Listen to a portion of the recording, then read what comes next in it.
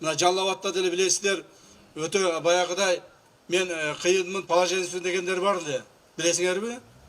Биягы карадариялыктар, биягы тоолуктар, биягы барпылыктар болуп талашып эле тытышып жатышчу эле. Кана ошолордун азыр бирөө жок. Бирөө болуп көрсүн. Мына билесиздер, ошо Жалал Абадты уже бөлүп алышып, спутниктиктер, сымуулуктар, центрликтер болуп бөлүп алышып, чабышып кетишкен эле. Эсиңердеби? Жаш балдар даже мектептиктер ушундай боло баштаган болчу. Мектеп жашынан баштап эле сымууга центр кирбейт, центрге спутник барбайт, спутникке центр барбайт, ушундай болуп кетти эле. Мына ошонун баарын жойдук. Мындан ары мындай болбойт. Мындай болбойт. Бандиттик же болбосо кылмыштуулук, жанагыдай идеология дегенди биз түп тамырдан бери жок кылышыбыз керек.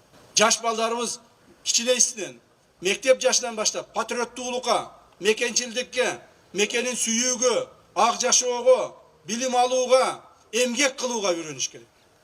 Мына ошондо гана мамлекетибиз келечеги болот. Кудай буйрса, ошондой келечекти камсыз кылуу үчүн аракетибиз кылып атабыз.